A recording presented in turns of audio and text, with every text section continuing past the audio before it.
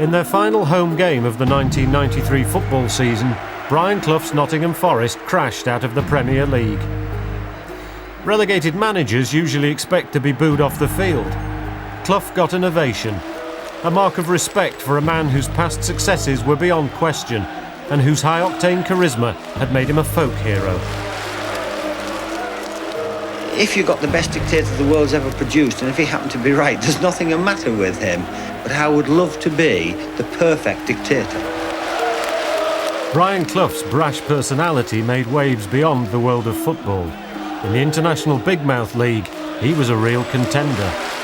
There's some fella named Brian Clough, some soccer player or something. Anyway, I heard that this fella talks too much. Whoever you are, I'm the talker. Now, Clough, I've had enough. Stop it. But in football, Clough made many enemies. Combative, self-assured, vocal, he had a knack of turning a crisis into all-out war. If you ask me, I should be Chancellor and I should be Prime Minister too. And then this country would be as good a country as Nottingham Forest or a football team. I didn't set out to create an image. It was just me. You get what you see with me, and you get what you hear.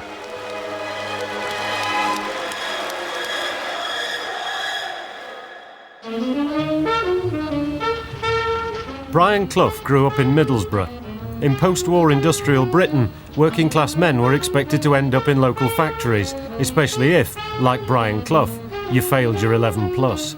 But the young Clough had a way out. His exceptional talent as an amateur footballer set him apart.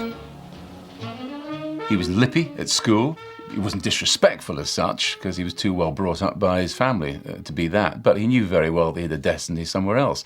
He knew that he was good, particularly good at one facet of life, and he homed in on it very early. And as a result, this lacerating self-confidence, this blast furnace of an ego, it just seemed to brook no interference. Clough's high opinion of himself was borne out by his performance on the field. In the North East, he rapidly became a local legend, scoring 250 goals in record time, an achievement that still stands today. He was a hero to everyone, except his fellow professionals. Chipped. Clough's there, it's in! Oh, what a delightful header! Even at a young age, you could sense that he wasn't the most popular player in the football club. He was a bit of a loner. He used to breeze into training, breeze off again. Didn't really mix a great deal socially, I don't think, with most of the other players. He was a bit of a strange footballer in a way, yeah. We went at Charlton once. We were beaten 6-3, because I got the three. And coming back on the train or bus, wherever it was, I said, if we score 5 next week, do you think we'll get a point? And that type of thing didn't go down too well with centre-halves. Clough's first club, Middlesbrough, tried to keep their young striker happy by offering him the captain's armband. This was too much for some members of the team, who signed a petition demanding he be sacked. They were jealous of the new up-and-coming upstart, and they got a round robin together, wrote it to the club. I don't know what they said, but they played hell with the lad. He's no good for us, we don't want him, and whatnot, which was absolutely disgraceful. Despite more success at new club Sunderland, rumours of Clough's attitude reached the national side. Not for the last time in his career, the FA shunned him. I played for England twice, I think. They'd got a nutter in charge called Sir Walter Winterbottom, and he didn't know a footballer from that picture on the wall. And he didn't know a footballer either, because he only picked me twice. For his enemies, an icy Boxing Day in 1962 supplied a long overdue comeuppance for Clough's lacerating self-confidence. It was a dodgy pitch, and I was outside the box. And then I'm trying to keep my eye on it, get it under control, and then I would have looked up to see where I was going to put it. And then a goalkeeper hit me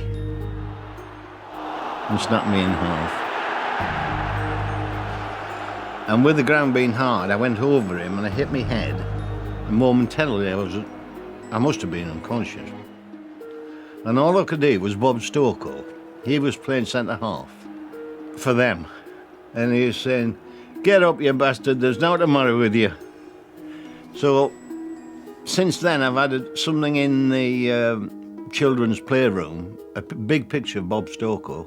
Every time they're naughty, I send them up and they throw darts at his photograph. Do you still miss the big-time atmosphere? Not so much a big-time atmosphere. What I do miss, very, very much indeed, and I'm conscious of it all the time, is playing the game. Damaged ligaments put a stop to Clough's playing career aged 29. For many players this would have meant an end to football, but 6 months later Clough was back, running Hartlepool's, the youngest manager in the league. Immediately he broke new ground by appointing an assistant manager, 36-year-old Peter Taylor. Peter initially was the best finder of players in the business. He could go to a match and he could look, and I'd be running the club, and Peter'd come back and I'd see him on a Monday and he'd say, he can't play at all. Or he'd come back and say, he's got half a chance, I better have another look at him. And we signed players like that, and we dealt with what we'd got. In the 60s, the new partnership's methods were revolutionary. Taylor was the scout who found the players, Clough the stern disciplinarian who moulded them. The very first time I met him, I was going along to Hartlepool because they were starting a youth team, and I went along this night, and he shook all the hands, went along the line and everything, and he came to me and he said, stand up straight. He said, get your shoulders back and get your hair cut, you look like a girl. And that was it, 15-year-old, frightened to death. Clough and Taylor's modest success with Hartlepool's meant they could take youngsters like McGovern with them when the ambitious pair were offered a better post. Derby County represented a massive challenge. The town's economy was on the slide. Its football club was wedged at the bottom of the second division. Desperate for success, the players were ready to accept Clough's radical methods. You had this knack in training, you just didn't know what you were going to do next. So therefore you did keep on your toes, and he was a very imposing figure. After so long you look back on it and think, well, he's so strict because he just wanted to get things done. And he wanted them done the way that he wanted them done, and he just barked out the orders and everybody reacted accordingly. The philosophy I've got is the fact that if there are 100 battles to be won when you take over a new job, you might as well get them all done in the first 3 months if you can.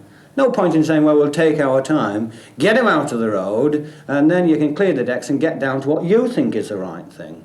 Are we talking about players here now? Anything. When Brian came, we didn't know what we were doing until the day before. It was difficult to plan things, and very quickly the people that actually resented it or tried to stand up to him or tried to get their own way or tried to use player power, they were very quickly trodden on and disappeared out of sight fairly quickly. They tell you that fear management doesn't work, but he made it work. How do you react though when someone, from your playing staff comes in and says, "Boss, I think you're doing this wrongly"? Good. Well, I ask him which way he thinks it should be done. We get down to it, and then we talk about it for 20 minutes, and then we decide I was right. At times when you watch on television, you maybe cringe a little bit with embarrassment at his outspokenness, his whatever he was, but that's the way he was. I suppose, really, the fact that you're a part of something that's successful, makes it acceptable, really.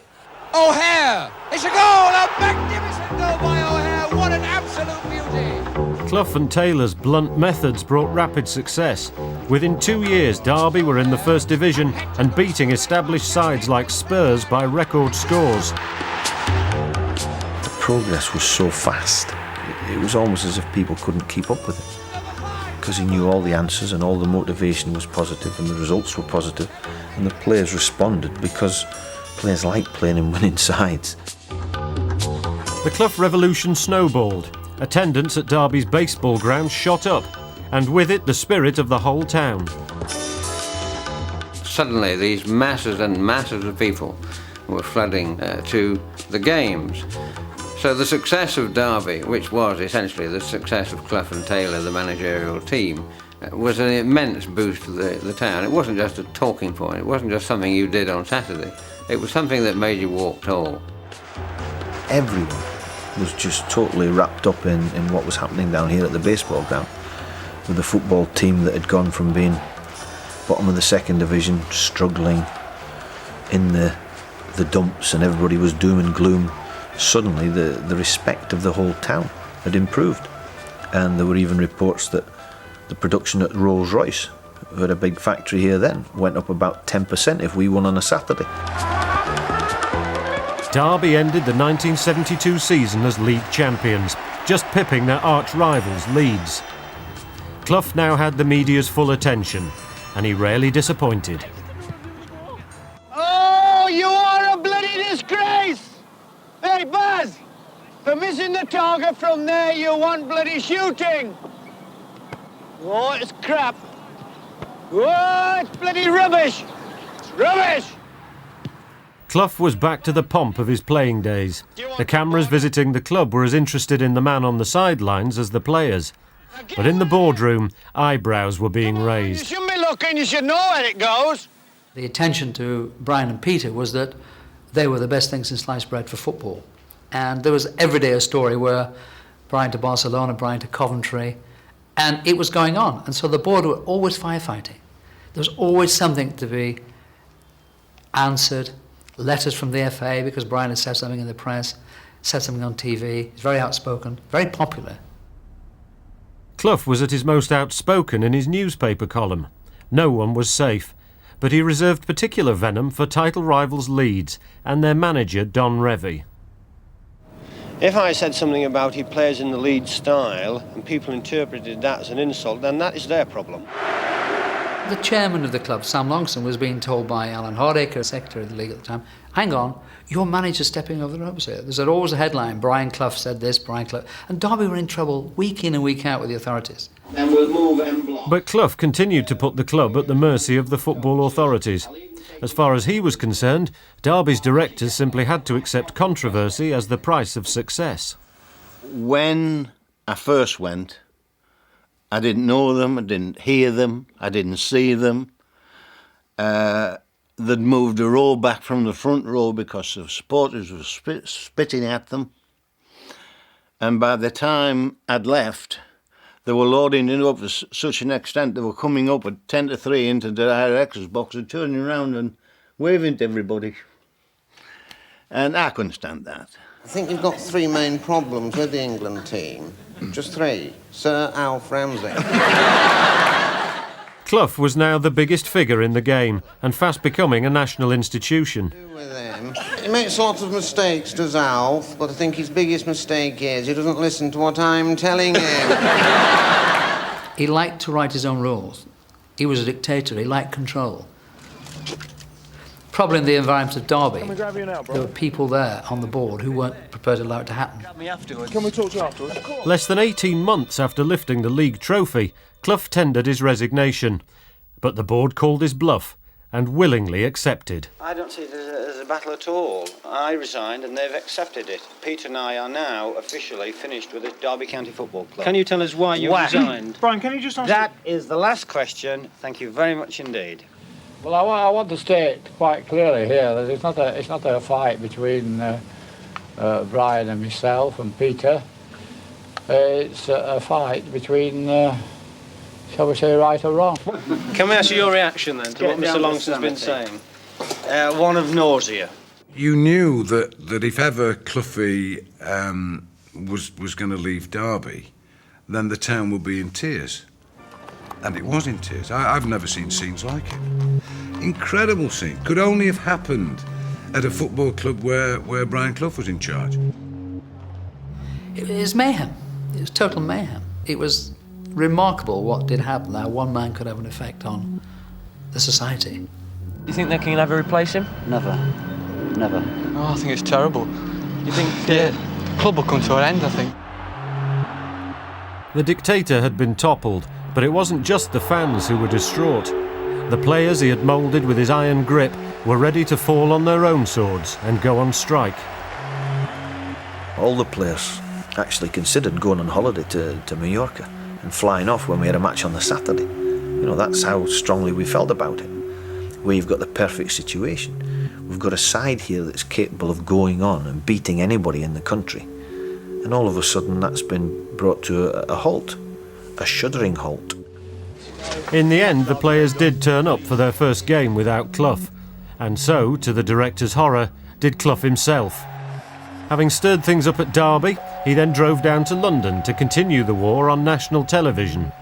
I think a lot of people will wonder perhaps what on earth you were doing there at the ground today, Brian, because you have, after all, resigned. Yes, I went along to just say a final so long to everybody. I rang the players at lunchtime, actually, had a chat to one or two of them, wished them good luck. It was essential we win today. Absolutely essential. Yes, you say we, but I mean, you're no longer part of them, Brian. No, well, I'm part of them. Perhaps I'm not part of the club. I'm 6.5 years part of them. Yes. And, you know, it'll take me, if, for example, I don't go back, it'll take me 12 months to get it even out of my system. Protests continued for over a month after the resignation, but the board refused to budge. Clough's managerial career, like his playing days, had come to an unceremonious halt. For all his brilliance, it seemed that he was, perhaps, just a flash in the pan. His views on everything and could win a shouting match with Castro. But at home, the home he sees all too rarely, he's a different man. It's here that he reflects on what all this frenetic rat race is about. I haven't been in the game 5 minutes at the managerial level. The two clubs I've been to, Hartlepool and to Derby, I don't seem to have had 5 minutes. Now, I don't think it's like this all the time. If I thought it was like it all the time, then I certainly wouldn't stand for it.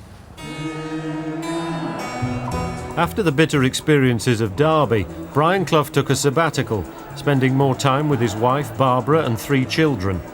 And though he took another job at 3rd Division Brighton, he seemed to be coasting, often leaving his perennial assistant Peter Taylor in charge as the team was beaten by record scores. Seemingly of more concern to the working-class lad from the northeast was the stirring political scene of 1974. Putting his acerbic style at the service of the Labour Party in Derby, his public profile increased still further. They say I'm arrogant because they say I'm a socialist. You know, what the hell is being arrogant about being a socialist? And they say, well, you know, you shouldn't say it on television. And I say, well, why not? The words came tumbling out. He was a more articulate version of Johnny Prescott, in that, you know, the words were perfectly formed. And that's what made him, in his heyday, a terrific football commentator on the radio. Yes, there was sometimes exaggeration and pretty raw language, but the overall impression was that tumble of enthusiasm. We have X number of MPs in the House of Commons, and if you took a cross-section of the public, or any particular profession, I do not think you would find so many dishonest men per 1,000.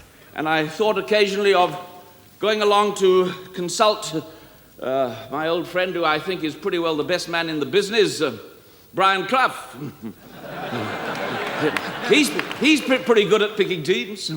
What he wanted to see was a fair, decent society. He wanted to see, using his own influence and the rest, to carry that forward. And he was as much interested in that as he was with any the football in a kind of way, although he was, of course, an absolute master in teaching the football, but he was also trying to teach a new kind of spirit in the community as well.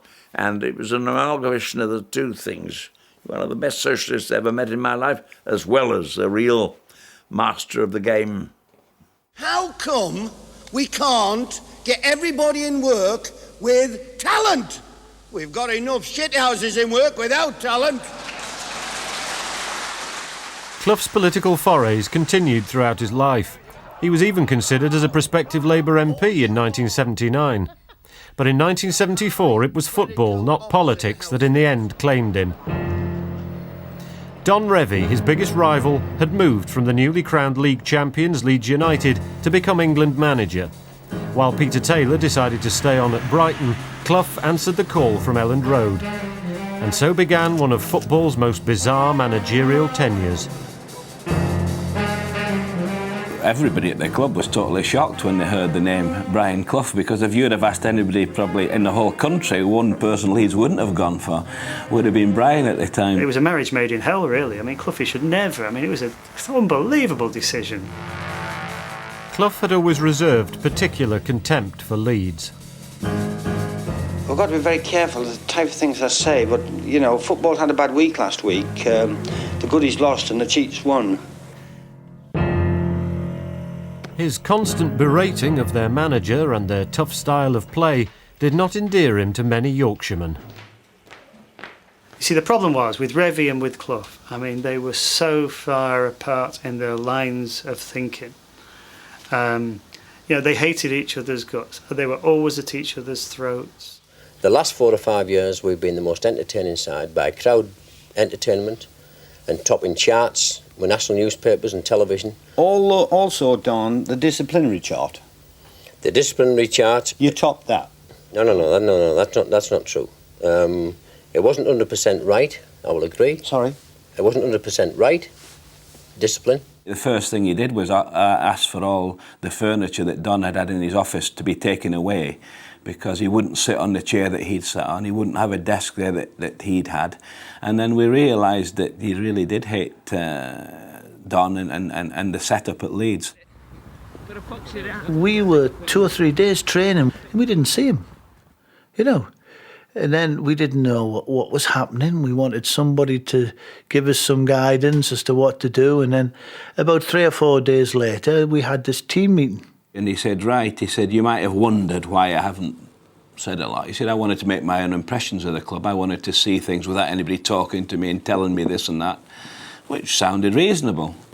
And then his next words were, but before I start working with you lot, called us a lot, there's something I've got to tell you what I think about you all. And then he launched into a personal attack on every player. I said, we'll have to cut this harassing of referees out, because they perfected it, Leeds did. Anytime there was a free kick given against Leeds, you could never see the referee for white shirts round him, shoving him, barging him, and all sorts. They perfected it, and it was cheating. His finishing gambit was, and finally, you've won all the trophies, all the domestic trophies, you've won European competitions, but as far as I'm concerned, you can throw all your medals in the bin because you never won one of them fairly. You know, because you cheated for those, you know, and that's not a thing to say to probably 15, 16 internationals. Clough's first game in charge was the 1974 Charity Shield. While Don Revie looked on, the Leeds players made it clear that they intended to stick to tried and trusted methods.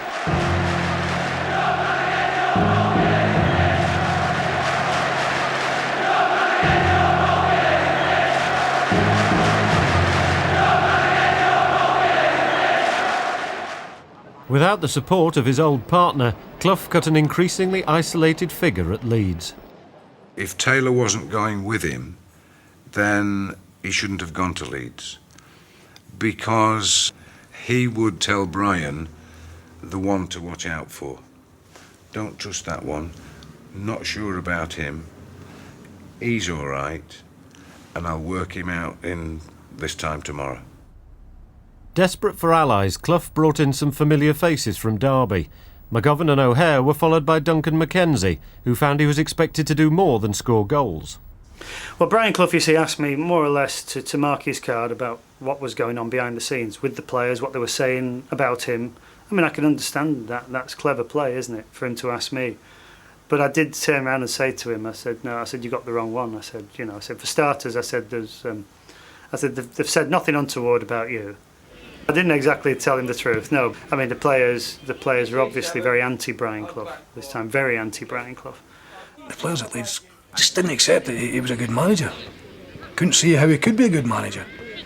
And they used to say, well, was he like this at Derby? I said, yeah, he was just the same at Derby. And they must have been amazed how we actually won things at Derby or be so successful. Seized on by Tuer, away from Hunter. He's got Bell on his right. Bell coming in now.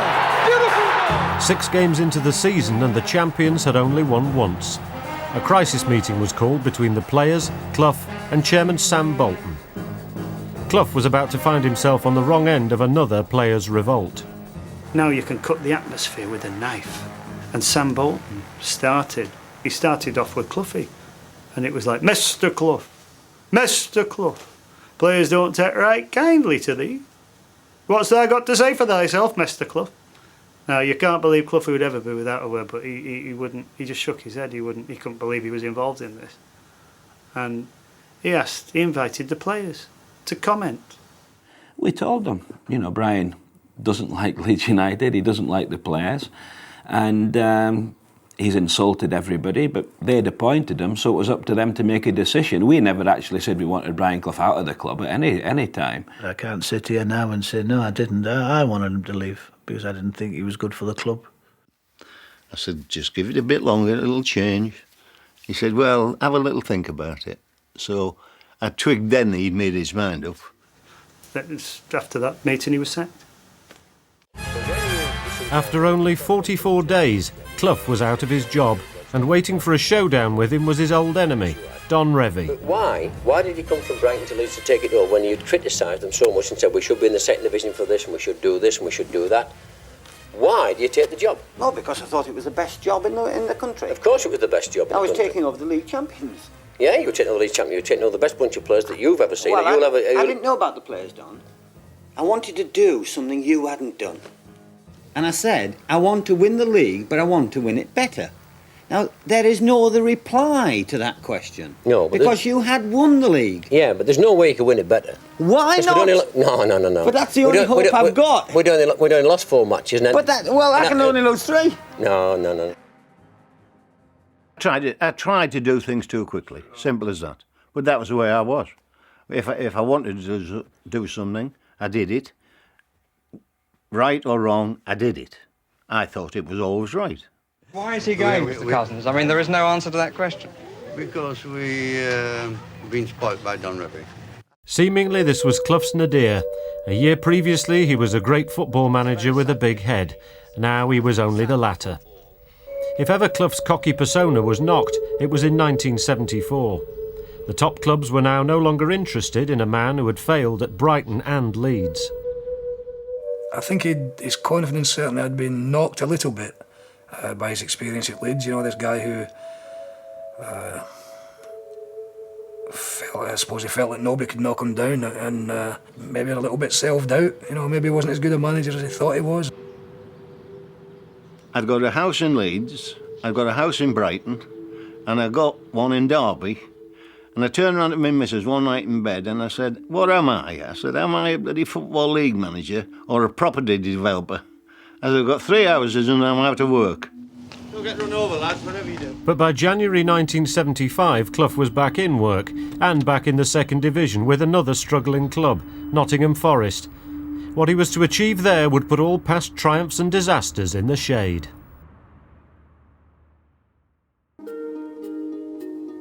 When Brian Clough returned to football management after the debacle at Leeds, some wondered whether the passion burned as fiercely as before.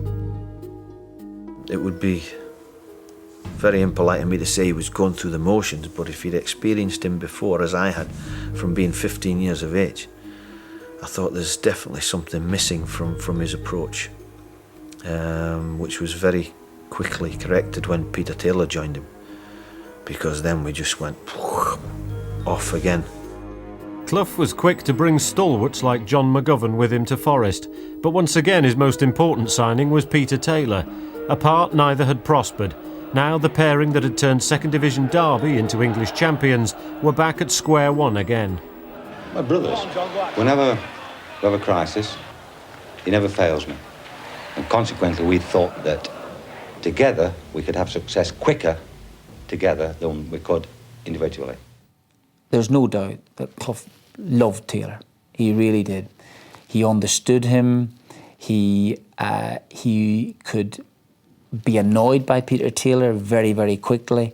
But overall, he knew that the two of them together were very, very good for each other. Clough's methods had not changed, but unlike Leeds, he was now dealing with young and malleable players who appreciated his simple philosophy. It's a coaching, Don't talk to me about coaching. This is coaching, Alan. And he'd take you down to the training ground, he'd stand with his stick and he'd shout, hit the target, hit the target, hit the target. That's coaching. Centre-halves, their job was to head the ball. Full-backs, their job was to tackle and get the ball. Outside rights, outside lefts, their job was to take people on and get crosses in. You know, strikers, your job is to get your head to it, get your foot to it, and get it in the back of the net. Midfield players, you go up and down, and it was so simple.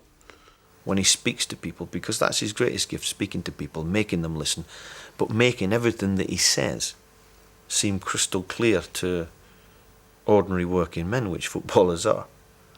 So if you make things crystal clear to ordinary working men and you get them to work hard, you find that you've got a fantastic product there. Like Derby before, within 2 seasons Forest were in the First Division. Clough was casting a spell that would propel them to unfeasible heights. Imagine the dressing room with 14, 15 players in, quiet, 15 minutes, the stadium's full, everybody's got their eyes closed and they're like this. And he starts singing, Fly Me to the Moon. I'm a good singer, lads, aren't I? Aren't I a good singer, lads? But you're good players. You're brilliant players. That's why you play for me. And you're going to go out there and you're going to make your grandmas and your granddads and your wives and your girlfriends and some of you, your kids, you're going to make them feel proud because you're good players. And you could see the lads. You're good players, lads. And we're going to win today, aren't we? Yes, boss. We're going to win today, aren't we? We're going to win today, aren't we? And they do it like that and they go out 10 foot tall.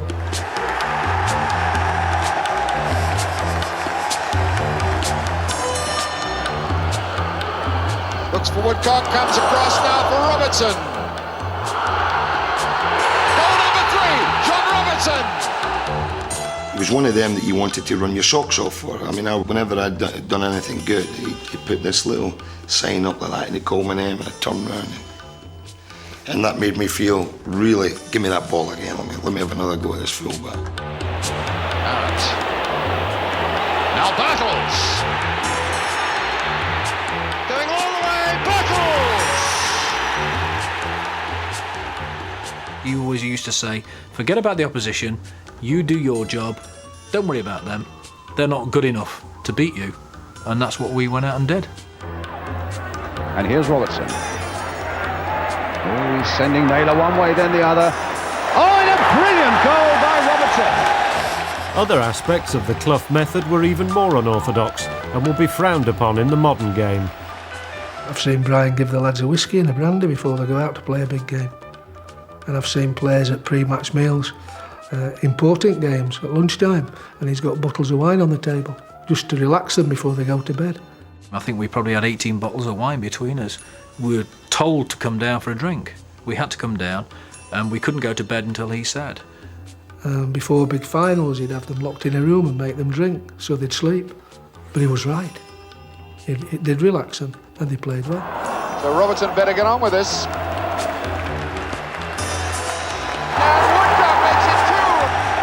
By April 1978, the league trophy was being presented to the team of ne'er-do-wells who had pipped Liverpool for the championship. Brian Clough, with Peter Taylor alongside him, had become only the second manager in the history of the game to win the league with 2 different clubs. They underestimated us. It's the best way to go into anything, when they think they're going to win. There's nought certain in this life, not in football. Once again, Clough had bounced back from adversity. Now he was poised to take the final step that would crown his career. His old rival, Don Revie, had failed as England manager and scuttled off to a highly paid job in the Middle East. It's a bit cold, isn't it? Despite his past run-ins with the FA, they were obliged to interview Clough when it became clear he was the people's choice for the job. Do you feel that what you've done for Forest you could do with the England side? I think managing a side, whether it's England, Forest or Hartlepool, that's where Peter and I started, it is the same thing. Management's essential in any football club, however big or however small. And I feel the Football Association should have the best manager. And please don't ask me who that is. They were scared stiff of him. absolutely scared stiff of his style, his way of management. Take out the equation that he was so successful, that's what they should have been looking at. In the end, fear triumphed at Lancaster Gate, and Clough was passed over. I think they gave it wrong, Greenwood. Typical Football Association decision. Ron, charming man. Wouldn't hurt a fly. Couldn't fall out with his wife to save his life. And was a nice man. They didn't want any trouble. They didn't want me. They thought they were shrewd enough to think that I was going to take over the FA, which I was going to. I'd have taken them over lock, stock and barrel. If the bitter Clough wanted to show two fingers to the FA, he... Less than 3 years before, virtually the same set of players had been wallowing in the second division. Now Clough had made them champions of Europe, using... To treat European trips as a holiday. Our bread and butter was the league. That was hard. But when we used to go to Lisbon, Holland, anywhere we did have to go to, we treated it like a holiday. It was a change. And we didn't train.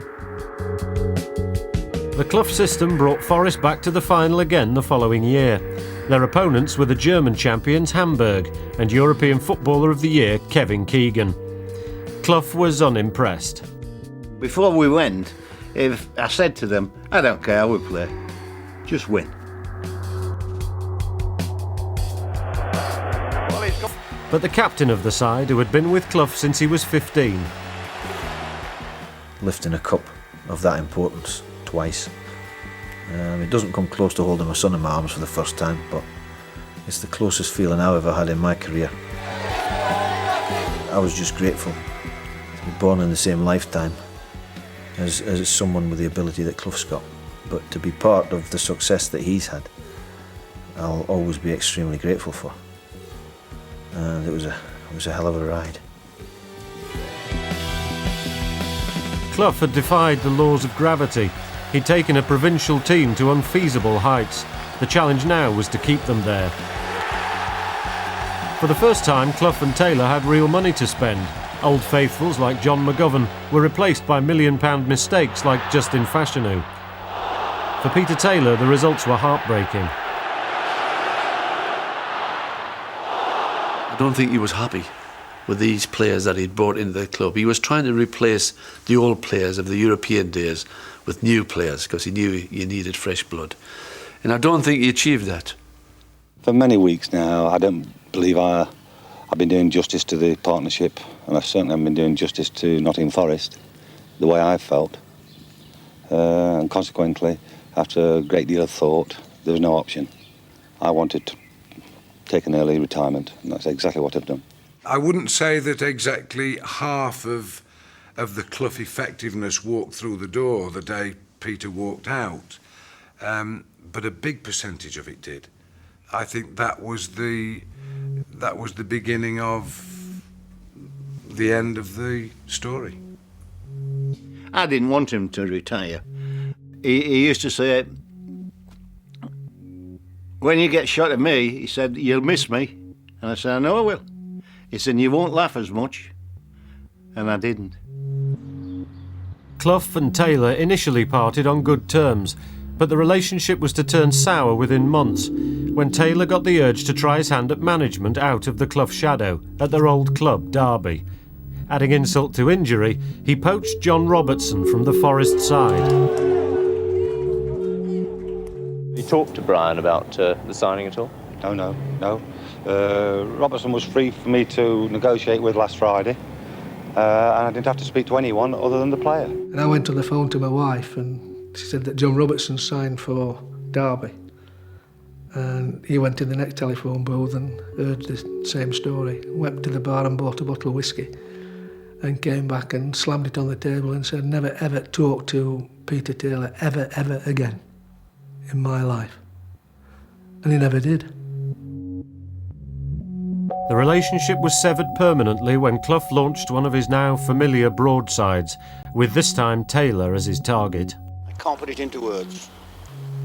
Is that because you feel too emotional about it? Strongly, not emotional, strongly. I can't can't put it into words. You'd never get it on the screen in any case. He said if he was on fire on the motorway, on the A52, he wouldn't stop his car to put it out. That was one of his sayings, which we used to hurt a little bit, but that's how bitter he was at the time. Here they were at loggerheads over a football issue, for heaven's sake, over the transfer of a player who'd already given of his best days for Nottingham Forest anyway. Very sad. And it was never really healed either, before Peter died. I remember when Peter died, I got a phone call in my office, and Brian wasn't in that day, he was at home. And I rang him to tell him, and he didn't answer, he just put the phone down. And I would imagine he cried his eyes out, you know, because that's how he was.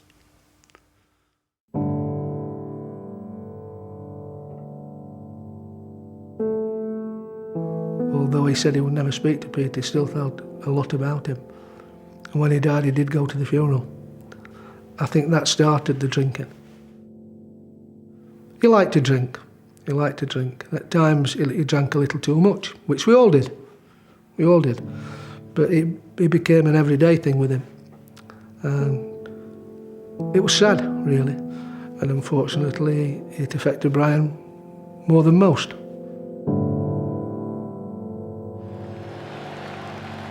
Clough's behaviour became increasingly erratic during the 80s. He was fined and banned from the touchline for punching fans who had invaded the pitch. With his son Nigel now playing for him, Forest still managed respectable league positions, but Clough's simple methods, once revolutionary, were becoming dated. Loyal staff covered for him. Because of the football side of things, tactically was developing, and he didn't believe in it. He believed in motivation. But sometimes you did have to know whether they played 4-4-2 or whether they played with 3 at the back and 5 in midfield and 2 stuck up front, you know. And we used to secretly find that out, and first team coach would pass it on to the skipper. But they had so much respect for him that he never found out. Despite the problems, Forest reached the FA Cup final in 1991. Victory at Wembley would have made the perfect end to a great career. The opponents were Spurs, and England's most successful manager was to be pitted against England's most outstanding player. On the day, it was the player who, for all the wrong reasons, grabbed the headlines. How Gascoigne was not sent off on that match, I will never ever know. It'll be a mystery for the rest of my life, because he kicked a lad called Parker, Gary Parker, and a lad called Gary Charles, and in the tunnel. He was that, you know, I didn't dare turn around. I think he would have tried to whack me. Injury finally put paid to Gascoigne's desperate dreams of glory. And an own goal in extra time did the same for Clough's fairy tale ending.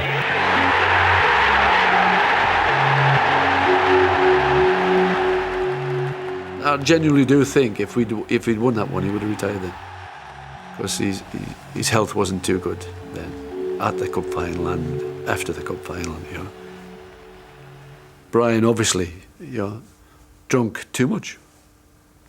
And that affected his health. There's no doubt about that. And it would be foolish, you know, not to say that it didn't affect him, because it did affect him. Excuse me. I'm 57. I've been in football 40 years now. Even for an old so-and-so like me, that's a long time, pal.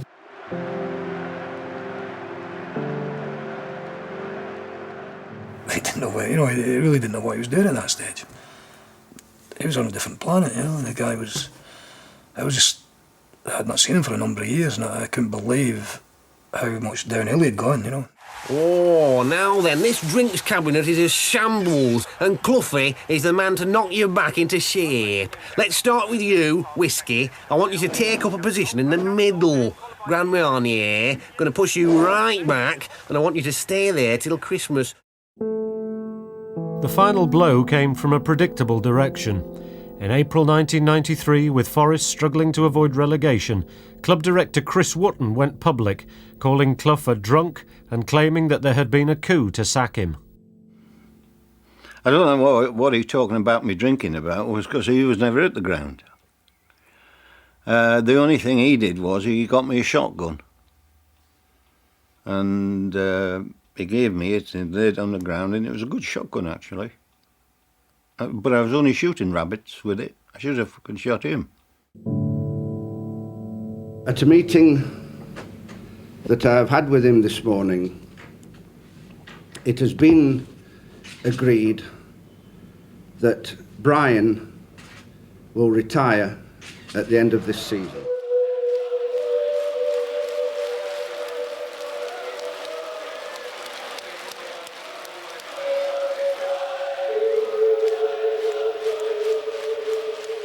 Could you excuse me, and thank you for asking me to be interviewed, and I'll go back to Barbara and my grandchildren. It's been a pleasure knowing you, sir.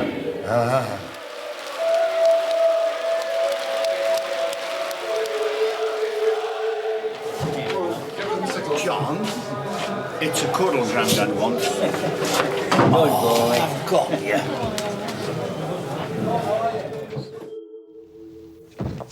Can you just leave the property, please? Clough's retirement from football did not mean an end to controversy. His reputation as one of the most successful managers in the modern game was forgotten when allegations were made about his business conduct. Can we have a brief word, please? Quite serious allegations. What do you have to say in reaction to those? The former Nottingham Forest manager has been charged with misconduct by the Football Association. Following an inquiry, the FA charged him over cash payments made during the transfer of Teddy Sheringham from Forest to Spurs. Clough always denied the charges, and the FA let them drop because of his ill health. I was there 6 minutes.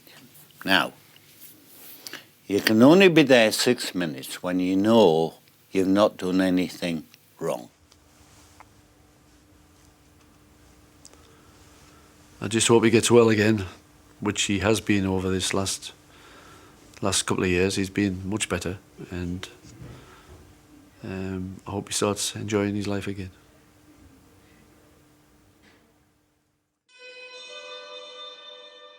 It was always predictable that Clough's career would end in controversy rather than glory.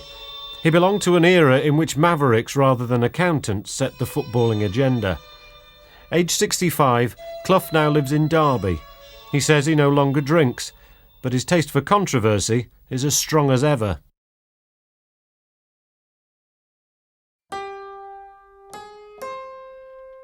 The Frenchman comes on from Arsenal. The first thing I'd say to him was, well, I'm not keen on the French for a start. You're not keen on us, because I don't think French like us. I said, and we got out of the shit with 2 wars, so don't come this bloody clever stuff with me. Because we did. I don't like Germans either, because they shot me dad. There's nothing the matter with that.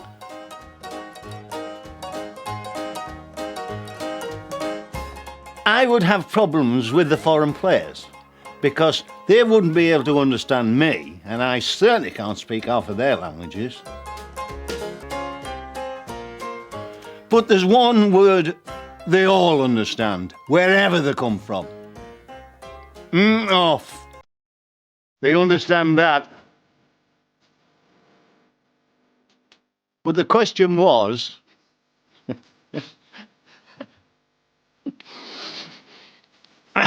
what was the question?